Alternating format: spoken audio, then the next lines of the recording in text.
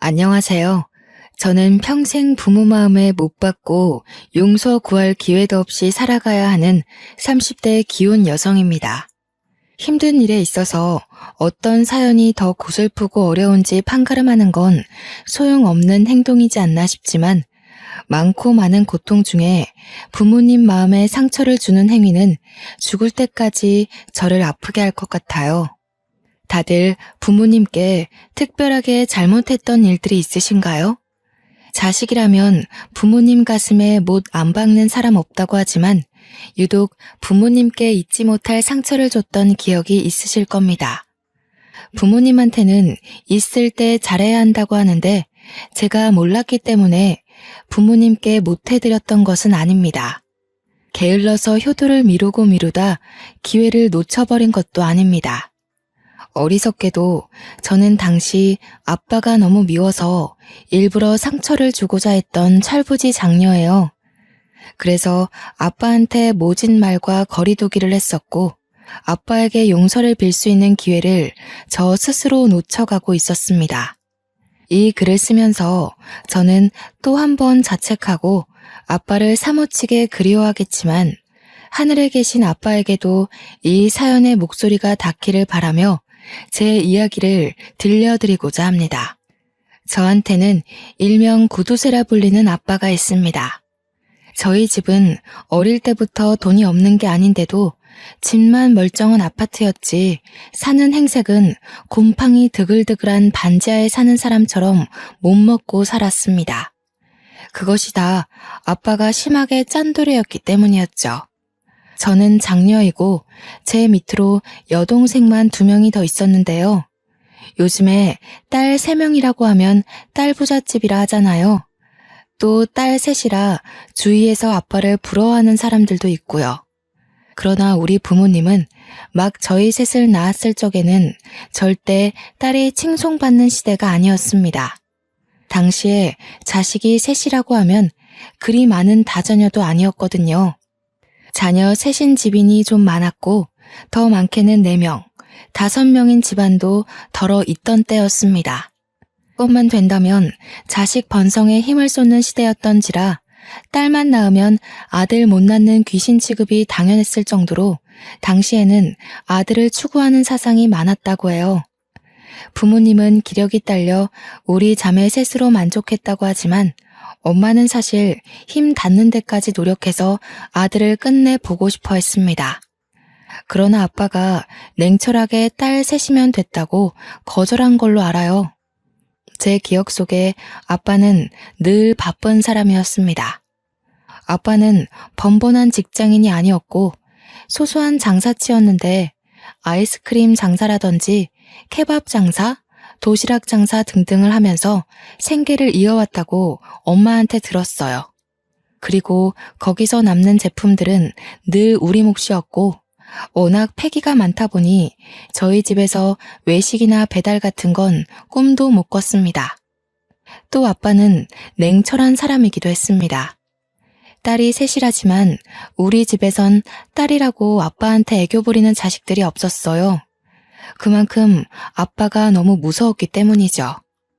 엄마가 한 번씩 어린이날이나 우리 생일 때 외식 한 번 하자고 하면 아빠가 그리 불같이 화를 냈던 게 기억에 생생합니다. 그런 쓰잘데기 없는 것들 챙길 시간에 애들 공부나 더 봐줘. 숙제는 제대로 하는지 저번에 막내 담임 선생님한테 전화 왔다면서 성적 내려갔다고. 허구한 날 돈 쓸 생각하면서 애들 허파에 바람 넣지 말고 학생으로서 공부에 집중하도록 시켜. 첫째가 벌써 초등학교 졸업할 때가 됐어요. 어린이 탈 벗기 전에 어린이날 선물은 받아봐야죠. 가족이 있는데 선물 한번 못 받아보는 게 말이 돼요? 하나 해주면 그 뒤에 줄줄이 해줘야 되는 거 몰라서 그래? 그것만 해도 돈이 얼만 줄 알아? 지금은 내가 벌고 당신이 아껴야 할 때야. 쉰소리 말고 가서 첫째 교복 좀 찾아와줘. 민식이 애 이번에 고등학교 간다길래 내가 교복 받아놨어. 남의 교복을요? 3년을 입어야 되는데 그냥 새로 하나 사줘요. 그러다가 해줘서 어차피 사야 될 거예요. 저는 교복도 새 것을 입어본 적이 없었습니다. 엄마 말대로 입다가 해지면 그때서야 아빠가 교복을 사주었는데 그 교복이 다시 둘째한테 되물림되고 막내한테 되물림되고를 반복했죠. 막내는 한 번 대놓고 교복을 찢었다가 아빠한테 걸려서 그걸 기운 채로 학교를 다니는 꼴을 당하기로 했습니다. 아빠는 그만큼이나 바깥일을 하면서도 자릿세 말고는 사적인 돈을 단 100원도 안 쓰는 사람이었어요. 저희가 아빠 몰래 엄마한테 이것저것 갖고 싶다 사달라 조르면 아빠가 용케도 그걸 알고 저희를 혼내는 일상만 반복되었습니다. 저뿐만 아니라 동생들도 기념일날 외식하고 왔다는 친구들 얘기를 들으면 그렇게 부러워했어요. 저희는 외식이 어떤 기분인지, 밖에서 가족끼리 먹는 밥은 얼마나 맛있는지 친구들의 얘기를 통해서만 가족의 애를 느꼈던 것 같아요. 몰랐던 사실인데 저희가 어릴 적 사진은 덜어 있어도 돌사진이라고 할 만한 건 딱히 없더라고요. 이것 또한 막내가 친구들이랑 얘기하다가 돌잔치에 관한 말이 나와서 한날 엄마한테 자기 돌사진 보여달라고 하는 탓에 알게 된 겁니다. 저희는 왜 돌사진이 없냐고 물었더니 엄마가 좋게 융화시켜서 아빠의 말을 대변해줬는데요. 엄마가 딸 셋 낳은 것이 당시 눈치가 보여 아빠한테 별 말을 못했고 때문에 예쁜 옷도 한번 입혀줘 본 적이 없다고 하더군요. 좋게 들으면 집 형편이 어려워서 돌잔치는 꿈도 꿀 수 없었다라고 들렸고 나쁘게 들으면 돌잔치가 뭐 유난이라고 큰돈 들어가면서 행사를 하냐라고 들릴 수 있었습니다. 엄마가 아무리 좋게 말해준다고 해도 이미 저희 셋은 후자 쪽으로 마음이 기울어 버렸어요. 아빠에게 늘 서운했지만 그날 돌잔치 얘기에선 좀 더 많이 서운했었던 기억이 납니다. 하필 우리가 사춘기였던지라 그때의 반감은 아빠가 우리를 사랑하지 않는다는 생각으로 연결이 되었어요. 그 때문에 우리 자매들은 자연스레 아빠와 거리가 생겼고 그럼에도 아빠는 한결같이 바쁘고 차가운 사람이었습니다. 엄마가 늘 뒤에서 우리에게 미안하다고 생활비 아낀 꼬깃돈을 쥐어주기도 했는데 엄마의 그런 배려는 저희가 아빠를 미워하게 만드는데 기름을 붓는 격이었죠. 엄마는 항상 저희한테 미안하다는 말을 달고 살았는데 아빠 같은 남자를 만난 엄마가 너무 불쌍하더라고요. 그래서 바보 같은 마음에 엄마더러 이혼을 하라고 말한 적도 있었습니다. 우리는 아빠 없이 살 수 있을 것 같으니 엄마 보고 돈에 정신 나간 아빠 같은 남자 버리라고 했죠. 제가 장녀이다 보니까 동생들은 자연스레 제 뜻을 따르게 되었는데 저를 보고 배워서 엄마한테 틈만 나면 이혼하라 그랬습니다. 안 돼. 그래도 아빠가 고생해서 번 돈으로 너희 학교도 가고 밥도 먹고 하는 거야. 형편이 너무 어려워서 끼니도 해결 못하는 애들이 얼마나 많은데 이 정도면 복 받은 거지. 복은 무슨? 내가 어디 없는 살림인데 바래? 가족끼리 외식 안 해본 집 우리밖에 없더라. 학교 가고 밥 먹고 자고. 이건 우리가 엄마 아빠 자식으로서 당연히 받아야 되는 거잖아. 솔직히 우리 집이 아파트만 좋지. 제일 못 살아. 맞아. 나도 친구들이 외식한다는 빕스 가고 싶어. 엄마, 왜 우리 집은 외식을 안 해? 동생들은 제가 하는 걸 보고 따라서 엄마한테 이혼을 요구했지만 갈수록 저보다 더 투정이 많아졌습니다. 제가 지나온 사춘기를 동생들은 이제 막 진입했기 때문이었죠. 하지만 엄마는 한결같이 아빠가 아니면 안 되는 사람이었고 아빠와 헤어지고 싶은 마음도 전혀 없어 보였습니다. 우리 자매는 그런 엄마를 정말 미련하게만 생각했었어요. 그렇게 커서 저는 직장인이 되고 동생들은 대학생이 되었는데 동생들은 지방대학에 합격하는 바람에 어쩔 수 없이 독립을 해야 했고 저만 본가에 남아 통근을 하였습니다. 아빠가 제게 그랬던 것처럼 동생들한테도 대학 보내기 전부터 등록금은 대주되 방세 내줄 생각은 없으니 알아서 하라고 신신당부했던 터라 다행히 착실했던 동생들은 기숙사에 덜컥 붙어서 월세 부담은 없었습니다. 저 또한 대학을 그런 식으로 다녔거든요. 기숙사에 떨어지면 안 되었기에 더 열심히 학점 관리를 했던 걸로 기억합니다. 이래서 부모들이 윗사람이 잘해야 아래 사람들이 잘 따라간다고 했나 봐요. 제가 해내면 동생들도 저를 보고 배워서 당연히 해내는 결과를 만들어냈습니다. 물론 저를 잘 따라와 준 것도 있겠지만 한편으론 돈 한 푼 안 대주는 아빠 때문에 나아갈 수 있는 길이 기숙사라는 길 하나밖에 없어서 노력한 것일 수도 있겠네요. 저는 직장을 다니다가 우연히 남편을 만나게 되었는데요. 첫 남자는 아니었지만 여태 만났던 느낌과는 다르게 남편은 결혼을 생각하게 만드는 남자였습니다. 그건 한 4년 정도 만나보니 알겠더라고요. 그러나 남편이 정말 착하고 훤칠하고 배려 많고 여자관계 깔끔하고 다 좋은데 딱 한 가지 제 기분을 거스르는 단점이 하나 있었는데요. 바로 돈 씀씀이가 너무 짜다는 거였어요. 남편이랑 데이트를 할 때면 언뜻 보이는 친정 아빠의 모습에 솔직히 남편에게 감정 기복 심하게 표출했던 편입니다. 한 번은 괜히 아빠 생각이 나서 남편에게 성질을 부린 적도 있었어요. 내가 사줄게. 그러니까 잔말 말고 스카이라운지 가. 이미 예약했는데 이제 와서 싫다고 하면 어떡해. 거기 직원들은 얼마나 난감하겠어. 우리도 미팅 날짜 잡혔는데 잠수 타는 작가들 있으면 성질나잖아. 저와 남편은 출판사에서 일을 하고 있어서 잠수를 타거나 예고 없이 시간 약속을 어기는 걸 너무 싫어하는 편이었습니다. 그런데 남편이 출발하기 전까지만 해도 괜찮다더니 꼭 엘리베이터에서 스카이라운지 메뉴를 보자마자 안 가겠다고 하는 거 아니겠습니까? 너무 비싸. 굳이 거기 아니라도 비슷한 음식 파는 싸고 괜찮은 데 많다니까? 겉멋든 사람들이나 그런 데 가서 돈 쓰는 거야. 서로 좋아하고 예쁜 추억 만들고 싶은데 좀 겉멋든 곳이면 어때?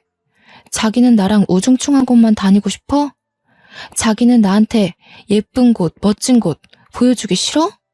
꼭 그런 데 가야만 우리가 행복한 건 아니잖아. 장소가 뭐가 중요해? 서로 같이 보내는 시간이 중요한 거지. 그러지 말고 내가 아는 대로 가자. 그렇게 아껴서 뭐 할 건데? 나중에 죽고 나서 챙겨갈 거야? 아끼더라도 쓸 때는 좀 써야지. 이럴 때 보면 자기가 나 안 사랑해서 돈 쓰는 거 아까워하는 것 같아. 사실 남편한테 따질 게 아닌데 순간 저도 모르게 남편이 아빠와 비슷한 부분을 보이면 속에서 갑갑함이 끌어올랐습니다. 아빠한테 직접 따지고 싶은 말을 남편한테 투영하여 남편에게 퍼붓기도 했지요. 그날 제가 애정의 척도까지 논해버리며 성질을 냈더니 남편이 당황하면서 먼저 사과했습니다. 그 모습에 저는 아빠 때문에 삐딱해진 제 마음을 탓하면서 남편에게 되레 미안하다고 우리 아빠랑 너무 비슷한 면모가 보여서 실수했다며 용서를 구했죠. 그리고 우리는 그날 남편의 제안으로 저녁 대신 술을 마시러 가서 서로의 집안 얘기를 하는 시간을 가졌습니다.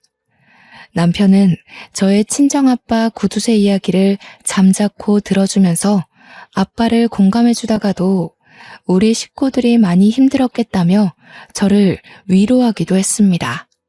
그러면서 남편도 자기 얘기를 해주는데 저는 거기서 남편에게 부모님이 없다는 걸 알게 되었어요. 남편 부모님이 일찍 돌아가시는 바람에 남편이 어린 남동생 하나를 홀로 키워야 했는데 그러다 보니 뭐 하나라도 아껴서 돈을 많이 남겨야만 했다고 했습니다.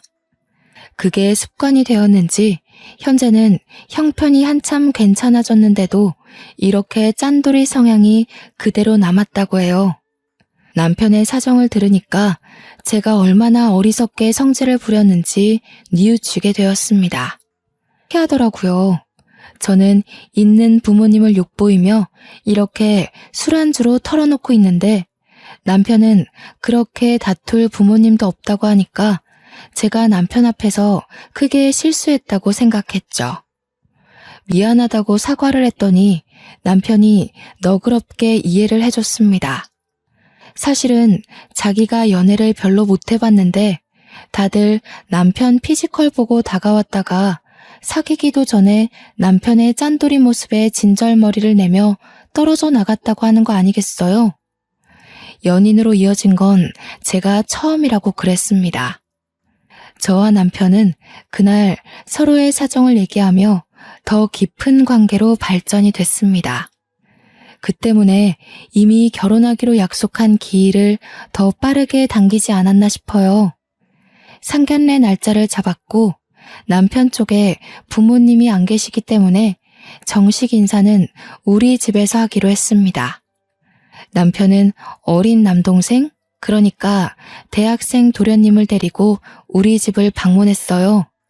남편이 애지중지 동생을 키웠다더니 도련님은 정말이지 남편을 쏙 빼닮은 데다가 훨씬 더 피부에 윤기가 도는 아이였습니다. 낯을 많이 가리길래 제가 남동생 하나 생긴 것처럼 잘 챙겨주었죠. 그런데 의외로 문제가 있었는데 그날 집에 여동생들과 엄마만 있었지 아빠는 없더라고요. 제가 눈으로 아빠를 찾는 걸 알았는지 엄마가 난감해하면서 알아서 설명을 해주었습니다. 아빠가 일하는데 기계가 고장나는 바람에 늦게 올 거야. 내일 장사 펑크 날까봐 그거 지금 수리 맡기러 갔거든. 우리 먼저 밥 먹고 있으면 돼.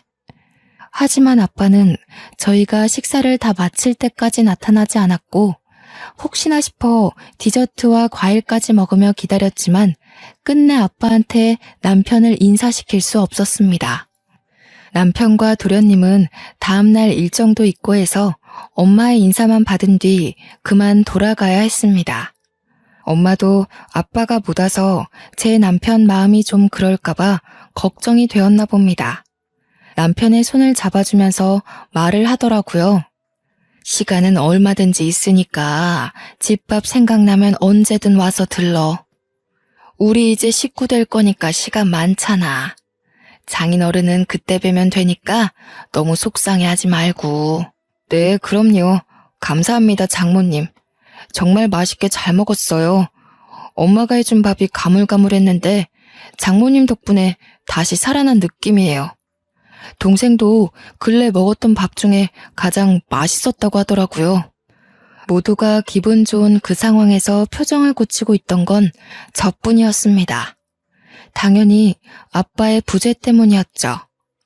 제가 갑자기 상견례를 한 것도 아니고 어디 멀리 장소를 잡은 것도 아닌데 미리 알려줬고 바쁘더라도 충분히 얼굴 한번 비춰줄 법도 한데 나타나지 않았다는 게 미치도록 서운했어요.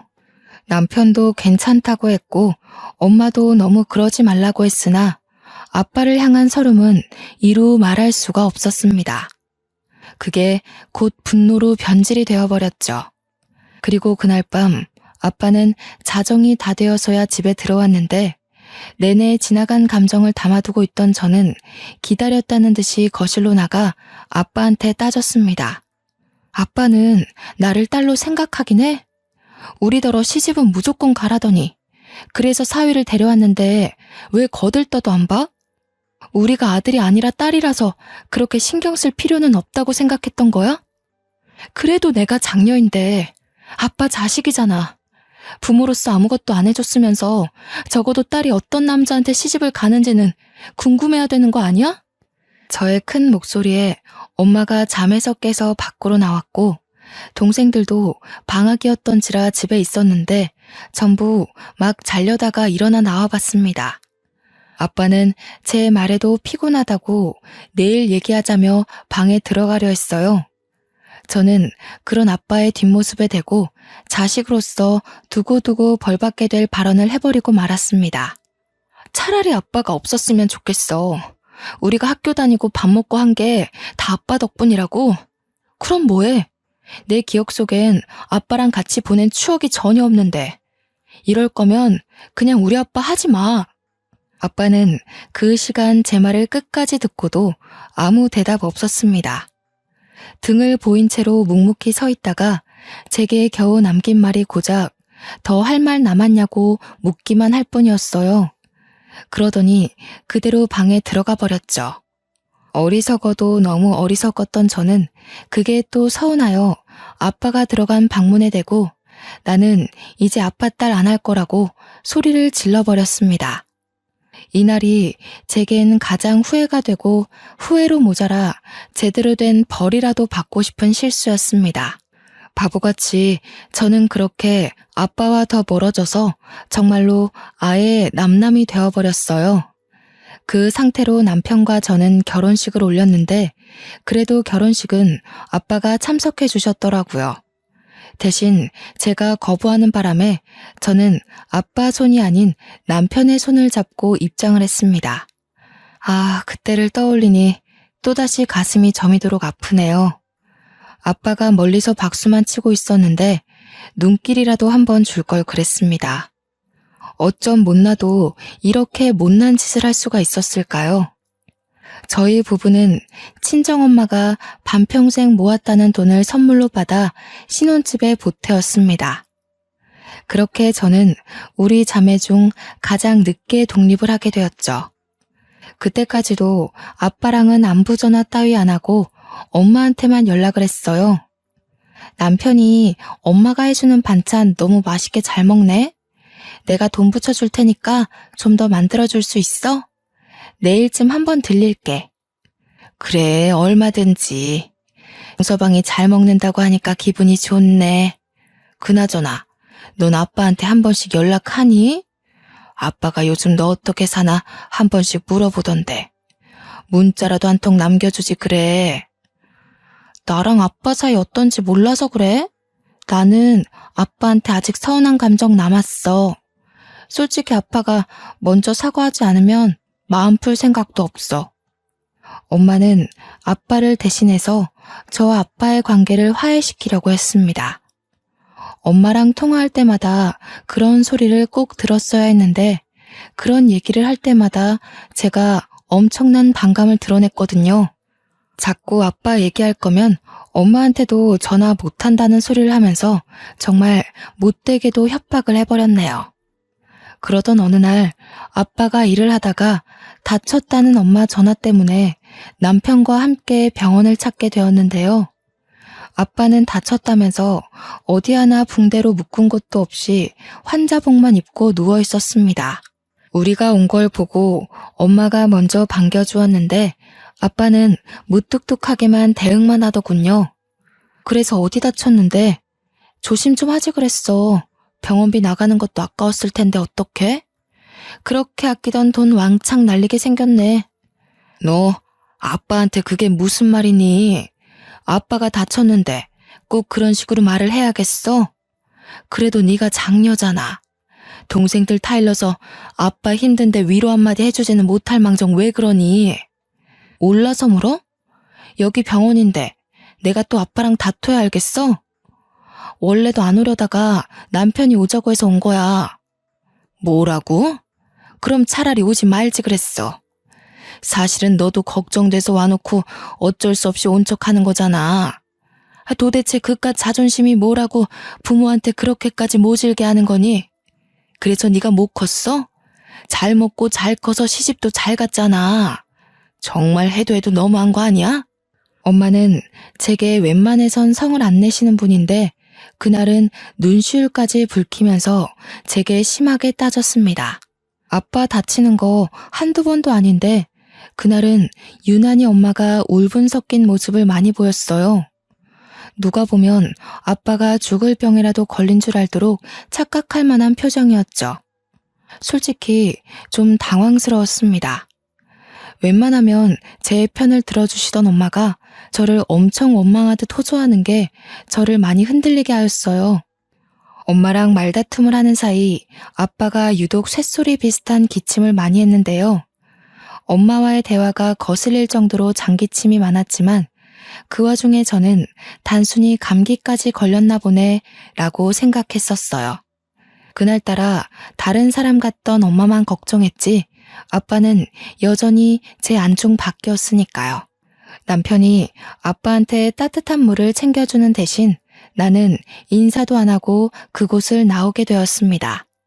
그리고 엄마한테서 퇴원을 했다는 말을 들었어요. 엄마가 그날 화냈던 것도 사과를 했습니다. 아빠가 다쳐서 순간 예민해지는 바람에 그랬다고 하네요. 그때만 해도 그냥 그렇구나 하며 따로 연락을 드리진 않았죠. 그렇게 세월이 좀 흘러 제게는 뱃속에 아이가 생겼습니다. 왕딸기 태몽을 꿨었는데 역시나 예쁜 딸이라는 말을 듣고 저는 정말 기뻤어요. 아들만 예뻐라는 세상에서 딸을 가졌다고 우리 아빠처럼 돌사진도 안 찍어주는 부모는 되지 않겠다고 우리 딸에게 무한한 지원과 마음을 줄 것을 다짐했죠. 제가 한참 몸 관리 중인데 어느 날 엄마한테서 전화가 왔습니다. 임신하고 한 번도 친정을 찾지 않았던 탓인지 엄마가 뱃속에 자기 손녀를 보고 싶었던 것 같아요. 그동안 아빠한테 딸 가졌다고 잔소리라도 들을까봐 친정을 안 찾은 거였거든요. 그래서 엄마의 부름에도 엄마만 밖으로 몰래 나오라고 했더니 엄마는 끝까지 아빠랑 같이 만나자고 하는 겁니다. 대놓고 싫다고 얘기를 했으나 엄마가 제발 부탁이라고 사정까지 하길래 할 수 없이 남편과 함께 친정을 찾아갔어요. 그랬더니 친정 부모가 이미 나갈 준비를 하고 있는 겁니다. 갑자기 외식을 한다고 하지 뭡니까? 막 도착한 저희를 싣고 아빠는 동네에서 가장 비싸다고 하는 고깃집을 갔어요. 제가 어릴 때부터 고기 노래를 부르고 살아도 안 사주더니 갑자기 아빠가 제게 무려 한우 고기를 사주더라고요.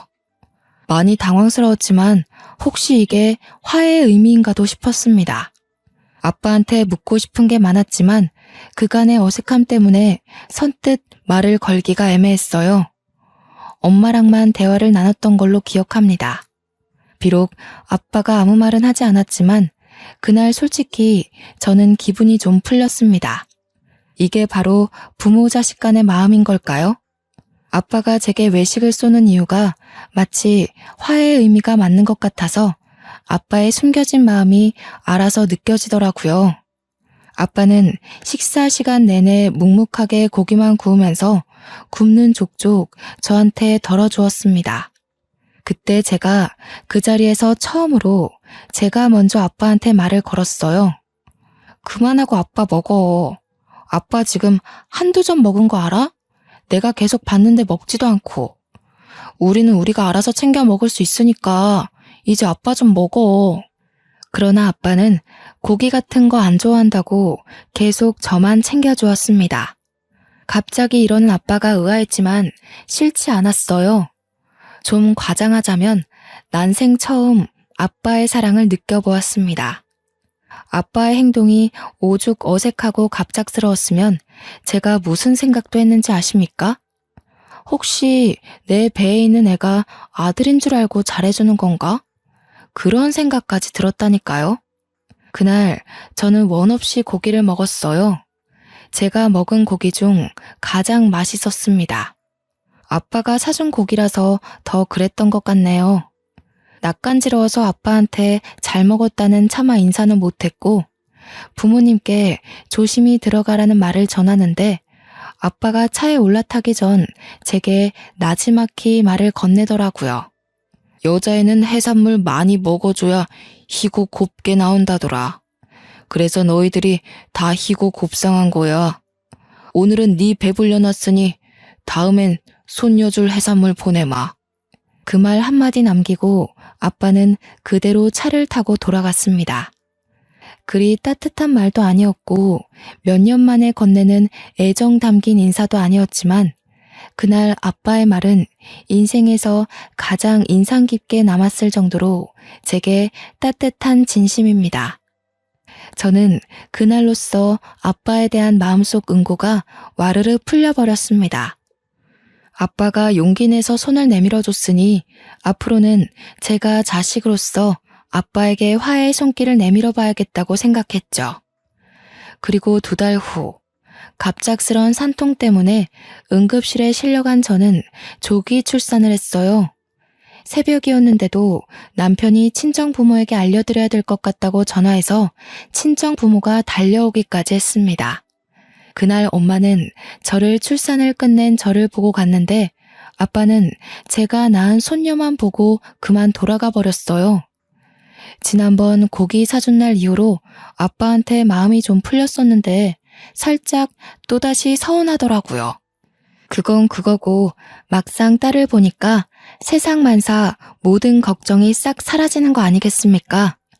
세상에 이렇게 예쁜 생명체가 있다는 것이 얼마나 신기하던지.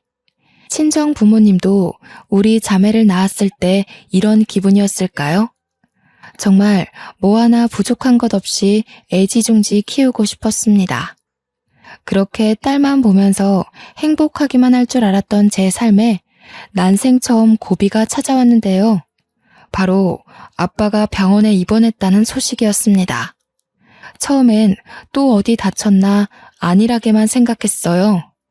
하지만 엄마가 전화에 대고 울먹이는 소리가 심상치 않았고 숨을 헐떡이면서도 엄마는 그만 솔직히 얘기해줘야 될 것 같다며 아빠에 관한 사실을 얘기해 주었습니다. 니네 아빠 소세포 폐암이란다. 지난번에도 다친 게 아니라 폐암 때문에 병원 입원했던 거야. 아빠가 너희들한테 알리지 말라고 그렇게 호통을 치니 말을 못했어. 그런데 너네 아빠가 오늘 밤에 갑자기 쓰러져 버렸지 뭐니? 어떡하면 좋아. 니네 아빠가 얼마나 열심히 살았는데 이제 좀 편하라고 하니까 이런 날벼락 같은 일이 생겼다. 네 아빠 불쌍해서 어쩌니? 아빠가 길어봤자 1년밖에 살지 못한다는 충격적인 소식을 듣고 저는 남편에게 애를 맡긴 후 병원을 찾아갔습니다. 그때 지난번 입원했을 적 이미 가망 없는 말기라는 판정 때문에 아빠는 치료를 거부했고 그 탓에 지금은 산소호흡기를 차고 중환자실에 누워있는 상태까지 악화된 것이었어요. 저녁이라서 당장은 면회를 한 명씩 해줄 수 있다길래 엄마는 이미 하고 나왔으니 몇 시간 뒤에 한 번 남은 면회를 저더러 들어가라 했습니다. 저는 엄마와 같이 중환자실 앞에서 내내 기다렸다가 간호사의 부름에 안으로 들어갔고 아빠는 때마침 눈을 뜨고 있었어요. 제가 온 걸 본 아빠가 말없이 저를 바라보기만 하는데 늘 근엄하던 아빠의 모습이 한없이 약해 보여서 그만 제가 눈물을 울컥 쏟아버렸습니다. 아빠, 말 안 했어. 맨날 장사한다고 안 좋은 연기 마시니까 이렇게 된 거 아니야. 제때 검사받고 예방했으면 이렇게까진 안 됐을 거잖아. 돈 아껴서 뭐해. 결국 아빠는 이렇게 망가졌는데. 이러려고 그렇게 돈을 아낀 거야? 아빠 병원비로 쓰려고? 아빠 손을 잡고 한참 울분을 토했어요. 아빠에게 괜찮냐는 말 한마디 못하고 원망만 했습니다. 아빠는 말을 못하고 지켜만 보다가 딱 한마디를 하셨는데요. 뿌옇게 올라오는 산소호흡기 속으로 미안해 라는 말만 하고 또다시 입을 닫는 거 아니겠습니까? 저는 면회 시간 내내 아빠 손을 잡고서 울기만 하다가 나왔습니다. 그 면회 때 본 모습이 아빠가 멀쩡한 정신을 붙들고 있는 마지막이 될 줄은 몰랐습니다. 야속하게도 아빠는 빠르게 기가 쇠해졌고 나중에는 면회도 불가할 만큼 정신이 왔다 갔다 했죠. 컨디션이 저조하기까지 너무 순식간으로 병세가 악화되었어요. 그럼에도 저는 정신 못 차리는 엄마를 위로하면서 매일 엄마 손을 잡고 아빠를 보러 갔습니다. 아빠가 살아생전에도 이렇게 많이 얼굴 마주해주지 못했는데 다 죽어가는 그 앞에서 제 모습을 보이고 있자니 미치도록 후회스럽고 제 자신이 용서가 안 되어 너무 힘들었습니다. 그리고 동생들과 남편까지 아빠를 보러 병원으로 왔던 날 저는 아빠의 눈물을 처음 보았어요. 가족을 들여보내주는 시간이 있었는데 아빠는 누가 봐도 정신이 온전치 못했고 초점이 이상했거든요. 그럼에도 불구하고 울고 있는 가족들을 알고 있는 건지 아빠 눈가에서 눈물이 흘렀지 뭡니까? 그걸 보고 엄마는 아빠의 얼굴을 한참이나 쓰다듬으며 통곡을 했습니다. 세상이 무심하기도 하지. 당신이 어떻게 살았는데, 딴짓 한 번 안 하고 얼마나 가족을 위하면서 살았는데, 이제 좀 두 다리 뻗으려고 하니까 왜 이렇게 가버려요? 나더러 당신 없이 어떻게 살라고. 여보, 나만 두고 가지 마요. 제발 일어나요. 저와 동생들도 아빠 손을 잡고 놓지를 못했습니다. 정말 말도 안 되는 일이지만 기적이 일어나서 우리 아빠가 다시 기운 차리길 바랬어요. 하지만 아빠의 죽음은 이미 예견되어 있는 일이었고 역시나 그런 기적은 일어나지 않았습니다. 아빠는 이대로 우리 곁을 영원히 떠나게 되었습니다. 그리고 저희 식구는 정말 힘든 시간을 보냈어요. 특히 엄마가 가장 많이 힘들었을 겁니다. 늘 아빠를 믿고 사랑했던 분이니 아빠 없는 빈자리가 얼마나 크겠습니까? 그래서 저와 동생들은 번갈아 가며 친정집을 방문했습니다. 동생들은 방학 때 엄마랑 같이 있을 수 있으니 제가 주로 많이 친정에 살다시피 찾아갔죠. 친정집은 아빠 하나 없을 뿐인데도 너무 썰렁했습니다. 그동안은 아빠가 있기 때문에 집이 음험하고 삭막하다고 생각했는데 아빠가 저희에게 남모르게 큰 존재였나 봅니다.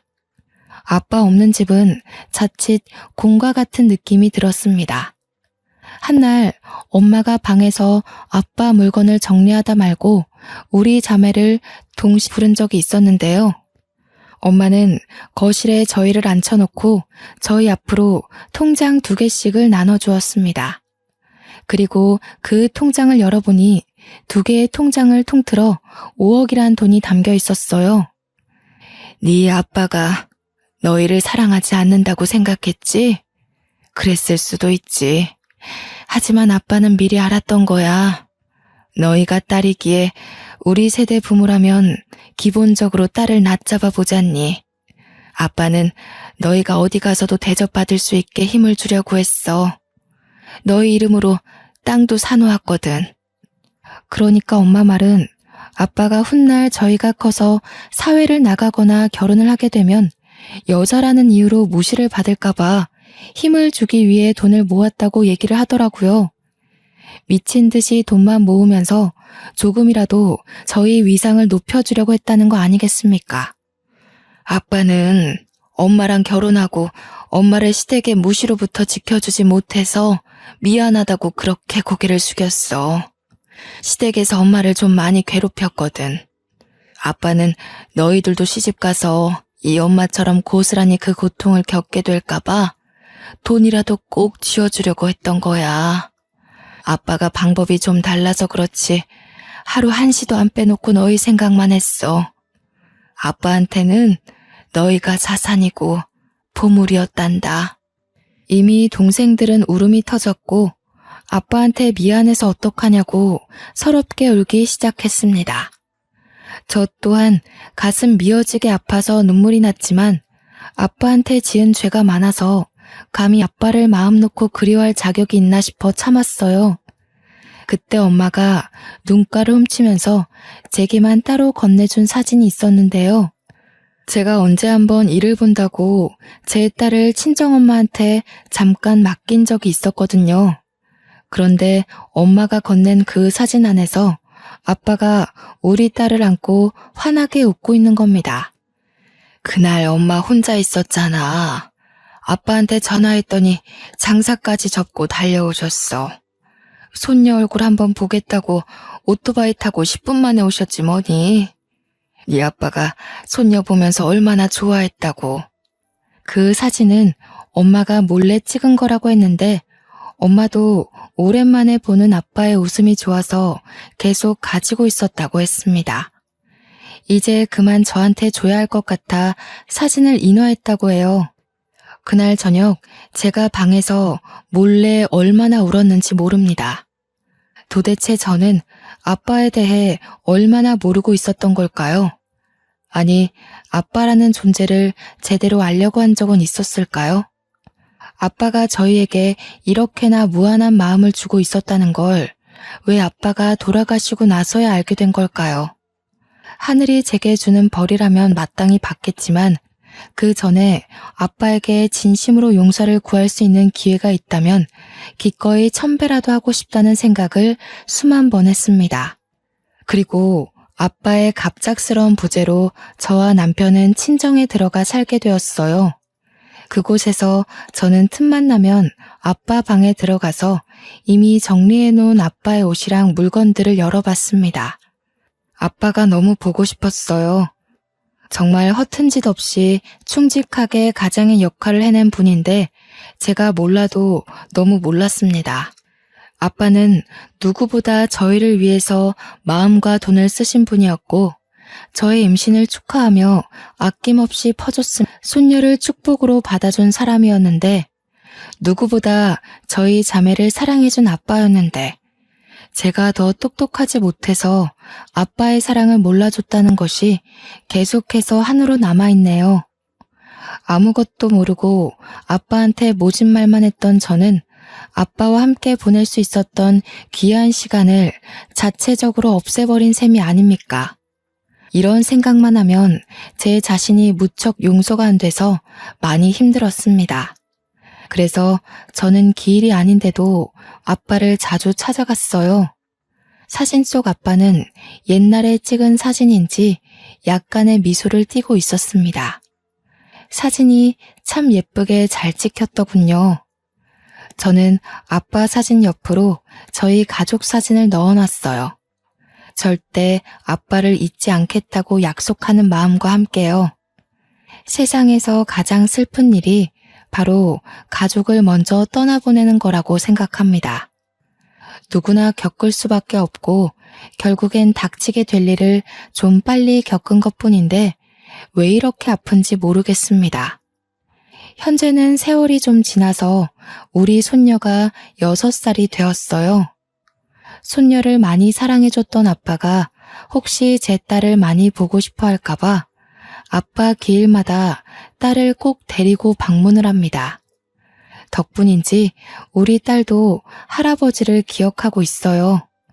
물론 직접 만난 기억은 못하지만 사진을 보면서 할아버지가 이런 사람이다 하고 얼굴을 아는 것 같더라고요.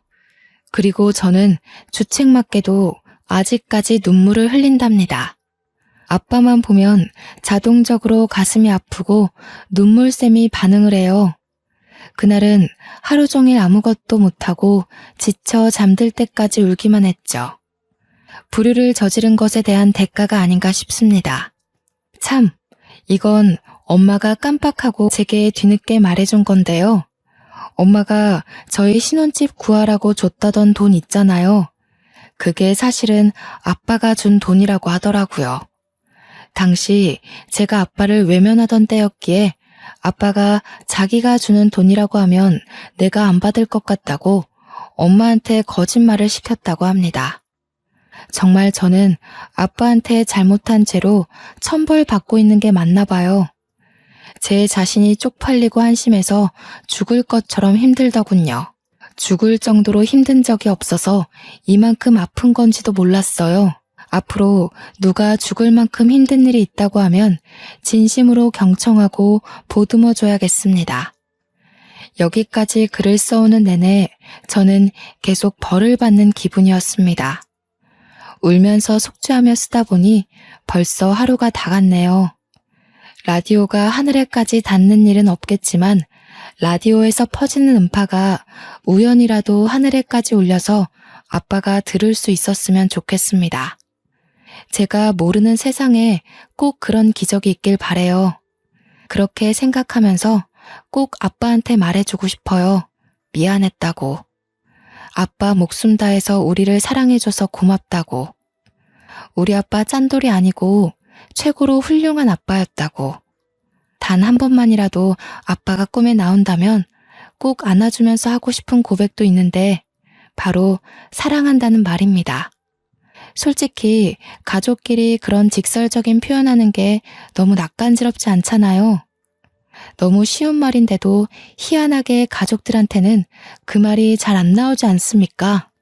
생판 초면이었던 남편이랑도 1년도 안 돼서 사랑한다는 말을 수십 번 텄는데 왜 저는 가족한테는 그런 쉬운 말을 해주지 못했는지 모르겠습니다. 편지로는 할 수 있었는데 그마저도 아빠는 빼고였어요. 그러니까 아빠한테는 쑥스러운 마음을 담은 편지도 써본 적 없다는 겁니다. 아빠를 보내고 나니 이렇게 못해준 것들만 생각이 나네요. 부모를 보낸 자식분들 다 저와 같은 마음이겠죠? 아빠를 마주할 수 있던 수많은 기회를 놓친 제가 지금에서야 단 한 번의 만남이라도 생기기를 갈망하고 있네요. 창피하지만 꼭 한번 다시 만나고 싶어요. 그럼 다른 말 전부 마음속에 삼키고 딱 한마디 해줄 겁니다. 사랑해요, 아빠. 라고 말이에요. 다들 저처럼 두 번 다시 없을 기회 놓치지 마셨으면 합니다. 내 옆에 놓인 무수히 많은 기회를 매일매일 잡으셔서 가족과 행복한 시간 만들길 바래요. 가족이야말로 익숙해서 소중한지 모르는 가장 위태로운 관계가 아닙니까? 쓰다 보니 내용이 좀 많이 길어졌습니다. 그만 인사드릴게요. 제 이야기 들어주셔서 너무 감사합니다.